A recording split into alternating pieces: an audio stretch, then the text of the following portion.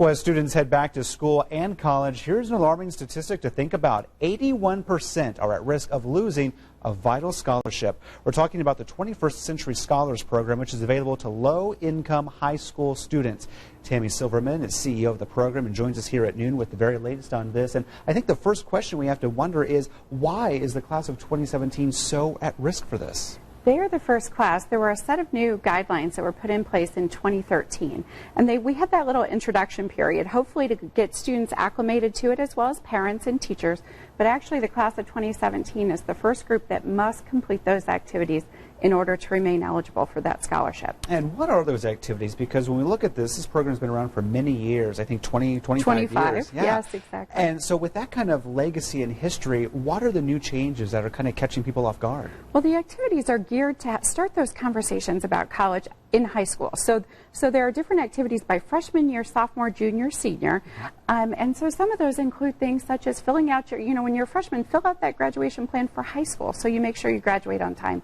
Other things like visit a college virtually or in person, do extracurricular activities, and then fill out financial aid forms.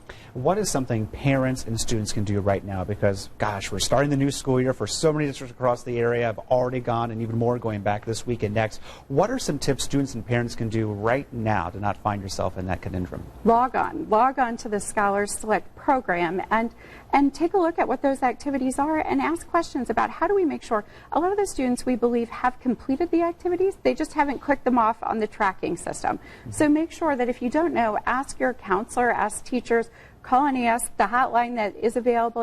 Any of those options are out there so that we make sure that all these kids have the access to this great scholarship. And there's a very vital, as you mentioned, checklist too, to make sure that you just kind of check things off kind of throughout the year, throughout the years, to make sure you're all set to go. Throughout every year, absolutely. And the reality is, the great point is, if you skipped one or if you overlooked one and you're now a junior or a senior and you look at the list and you think, oh my goodness, that was a sophomore activity, that's completely fine. You can go back and make that one up, if you will. And lastly, for people who may not know a lot about the 21st Century Scholars Program, what does it involve, and how do students apply? You enroll when you're in 7th or 8th grade, and there's some eligibility standards that are outlined on the website, as well as a lot of our counselors do an exceptional job of getting kids enrolled in this program. And the idea is that we help these low-income, high-potential students have access to a college education. All right. Well, thank you so much for joining us this noon, Tammy Silverman. I know we have much more information and a link to it on WTHR.com.